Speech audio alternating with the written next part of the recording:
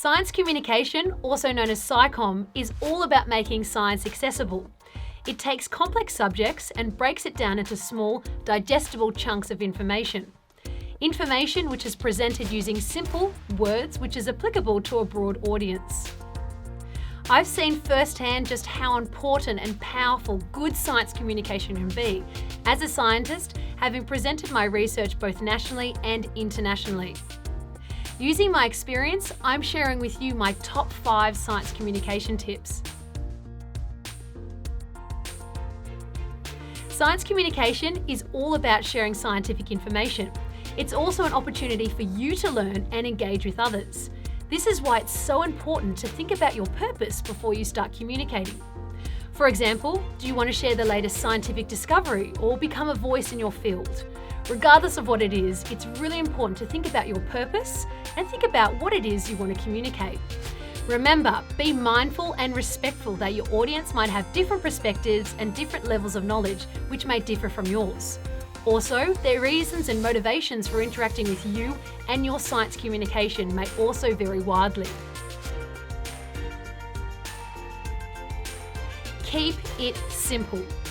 Think about what you do and the subject you're wanting to communicate about. Now, while you may know a lot about it, it's important that you don't share everything you know, but rather take components or interesting things that you might find applicable to your general audience.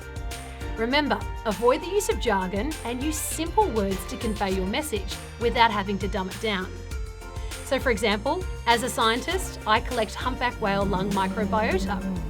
Alternatively, I could say I collect whale snot, which is simple, relatable, and conveys my message without having to dumb it down. There are a number of different platforms for communicating your science, and social media is a great example for doing just that, with a lot of different options for you to choose from. For example, there's Twitter, which forces you to keep your message short and snappy by using handles and hashtags. There's also scientific evidence to show that by tweeting about your research in some fields, this can lead to higher citation rates. For those that are creative and very visual, there's the options of Instagram.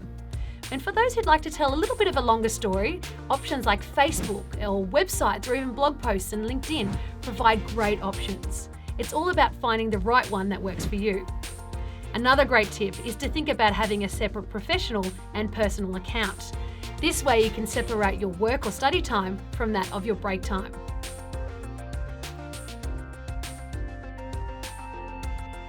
Knowing when you should and shouldn't use social media for science communication can sometimes be a little tricky. That's why it's so important to think before you click. Most news articles, as well as published scientific literature, encourage sharing of their work and will often provide links to social media platforms to communicate their work. In addition, anything exciting that you might learn during class or even publishing your first research paper are all great reasons to use science communication via social media. In contrast, if you're working on a sensitive topic or in a laboratory, it's really important that you think before you click and ask permission before doing so. This is the easiest way to avoid sharing something that you shouldn't.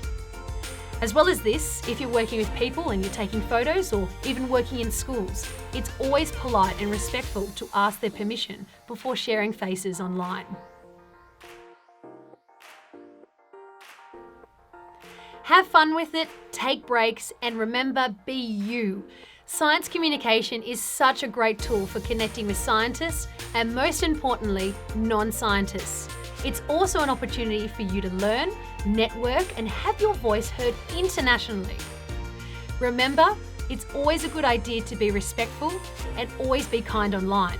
It's also a good idea to report any unnecessary bad behaviour, and many social media platforms have options for doing so. Finally, don't over-communicate your message. This can cause some viewers to switch off and stop listening.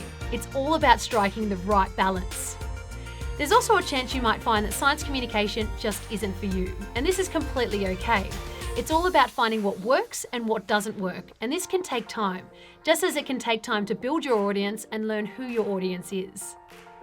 Well, there you have it. There are my top 5 science communication tips. I hope these help you to become a really great science communicator, and remember, always keep it simple.